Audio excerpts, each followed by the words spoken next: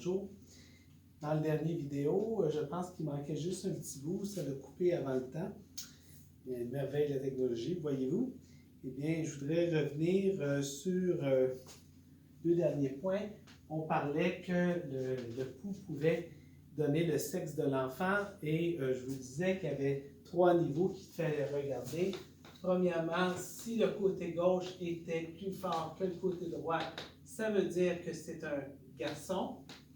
Ça, c'est le premier point. Le deuxième, c'est que si les poux sont plus young qu'à l'habitude chez une personne donnée, donc ils ressortent au niveau young, c'est un garçon.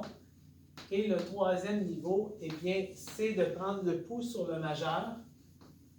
Et si le pouls sort plus important à gauche, mon exemple est toujours pour des garçons, ça n'a aucun rapport, ce n'est pas du sexisme, mais si c'est davantage à gauche, au niveau du majeur, c'est donc un garçon également qui s'en vient. Ça, c'était notre point pour le sexe d'enfant.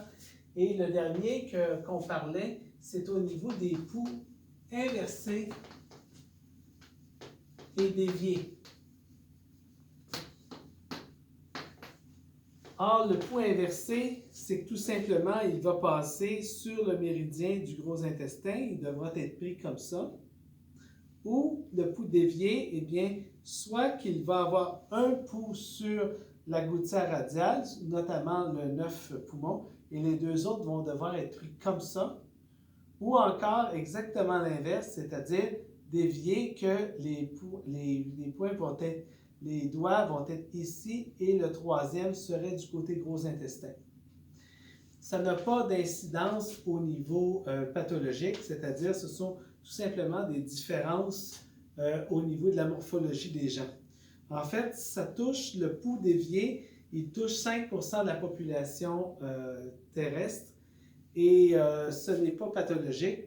Ce qu'il faut savoir, c'est que c'est très rare que les deux côtés soient pareils.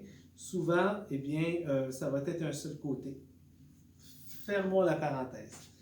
Maintenant, ce que je veux faire avec vous autres, c'est de parler donc de la méthode du protocole de prise de pouls. Ça, c'est le cours de maintenant.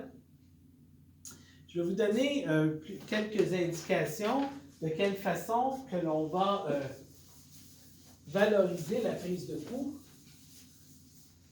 Donc, premièrement, la prise de pouls requiert une ambiance calme. Ça, c'est la première des choses. Et bon, dans la façon que l'on fonctionne en TCN, le pouls, il va être pris une fois que le patient est interrogé. Donc, s'il vient d'arriver, on va le faire asseoir, on va discuter un certain temps, on a le temps d'observer, et là, on va prendre les pouls.